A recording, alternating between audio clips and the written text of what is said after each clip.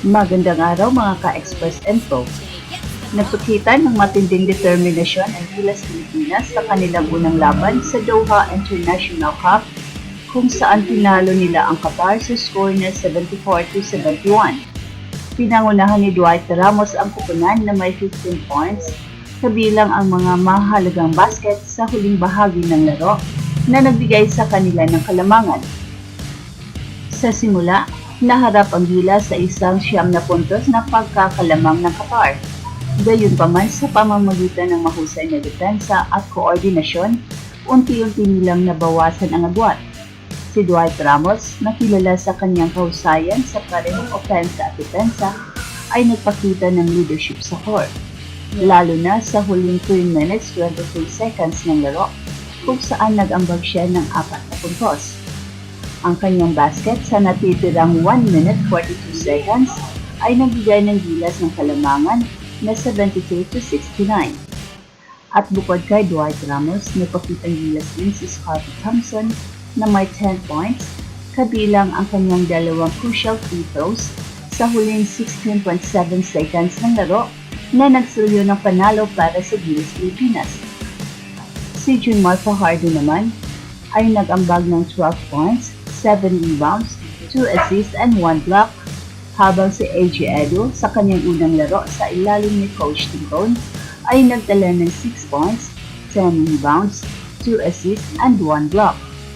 Ang naturalized player na si Justin Brownlee ay nagdagdag ng 10 points, 5 rebounds, 5 assists and 3 steals, kabilang ang isang malaking dunk mula sa assist ni AJ Edu na nagbigay sa kanila ng kalamangan na 70-69 bago ang mga huling puntos ni Dwight Ramos at Scottie Thompson.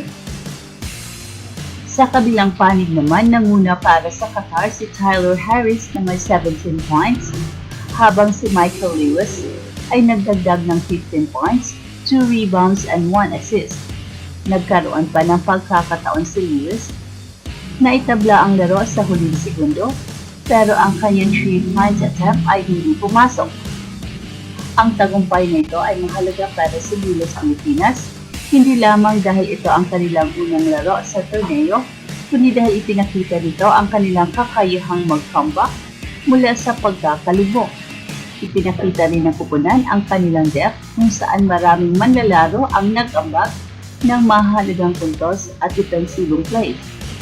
Ang pagkakaroon ng mga veterano tulad ni Junmar Fajardo at mga batang talento tulad ni AJ Edu ay nagbibigay ng balancing offense at defense sa kupunan.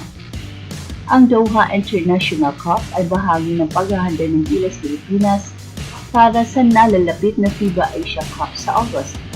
At ayon kay Coach Tingkon, ang mga ganitong torneo ay mahalaga upang mapalakas ang chemistry ng kupunan at masubukan ang iba't ibang kombinasyon ng mga manlalaro. Sa kabila ng pagkawala ni Kai Sotto dahil sa kanyang injury, ipinakita ng Gilas na kaya nilang mag-adjust at mag-perform ng mataas na antas laban sa mga malalakas na kupunan. At sa susunod na laban, haharapin ng Gilas ang Lebanon sa February 15 sa alas 11 ng gabi, at ang laban na ito ay nasang magiging mas mahirap, lalo na't ang Lebanon ay isa sa mga top teams sa rehiyon. Gayunpaman, sa ipinakitang determinasyon at teamwork ng Gilas sa kanilang unang laro, may mataas na pag-asa ang mga fans na muling magtatagumpay ang pambansang kupunan. Ang mga ganitong tagumpay ay hindi lamang nagpapataas ng moral ng kupunan, kundi nagbibigay din ng inspirasyon sa mga Pinoy na patuloy na sumusuporta sa kanilang mga atleta. Ipinapakita ng Gilas Pilipinas na sa kabila ng mga hamon, ang puso at determinasyon ng isang tunay na mandirigma ay laging magwawagi.